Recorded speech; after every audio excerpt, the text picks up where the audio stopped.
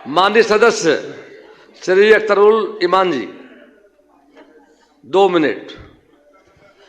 अध्यक्ष महोदय, मैं कटौती प्रस्ताव के पक्ष में बोलने के लिए खड़ा हुआ हूं।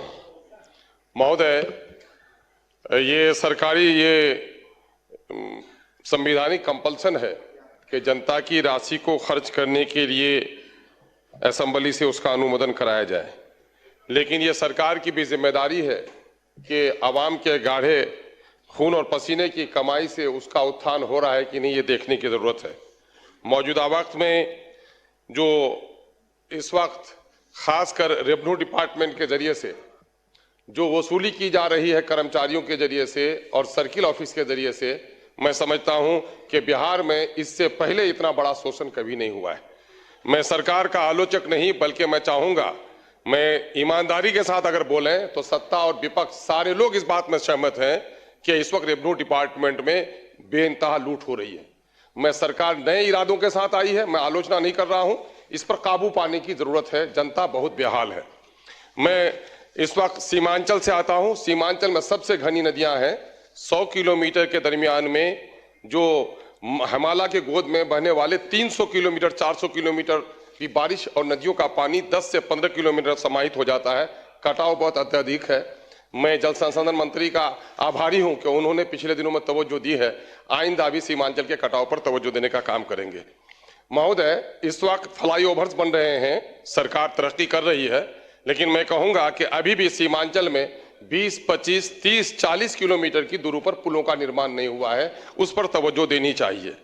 महोदय, मैं चूंकि ये सरकार कानून के राज की बात करती है, मैं माननीय मुख्यमंत्री हैं और सदन है, मैं गुजारिश करना चाहूंगा कि लोकतंत्र में जनप्रतिनिधियों का मान और सम्मान अपनी जगह पर है, लेकिन पिछले विगत कई वर्षों से अफसरशाही का जो एक चलन बढ़ा है महोदय, उससे सिर्फ ये नहीं कि आपके जनप्रतिनिधि अपमानित हो रहे हैं, बल्कि जनता का शोषण दोहन भी हो रहा है और जनता का काम सही तौर पर नहीं हो पा रहा है। बैठ जाएं, आपका समय समाप्त हुआ। एक बात मैं और कहूंगा, माननीय सदस्य श्री संदीप सौरभ जी, थोड़ी सी प्लीज बैठ जाइए, समय समाप्त हुआ। समय तय है। बिजली मंत्री यहाँ पर है सर, बिजली की हालत बड़ी खराब है सर, हमारे उस क्षेत्र का कमज। प्लीज बैठिए, हो गया आपका। अध्यक्ष महोदय, कटौती प्रस्ताव पर बोलने से पहले 1 मिनट बोलना है। एक बात कहना चाहेंगे। कल सदन में सरकार की तरफ से कहा गया कि मुख्य चुनाव आयुक्त ज्ञानेश कुमार की निष्पक्षता और कुशलता के चलते, उनके बेहतर चुनाव संचालन के चलते अंतर्राष्ट्रीय स्तर पर चुनाव की जो कमेटी है, चुनाव से संबंधित कमेटी, उसका चेयरपर्सन बनाया गया।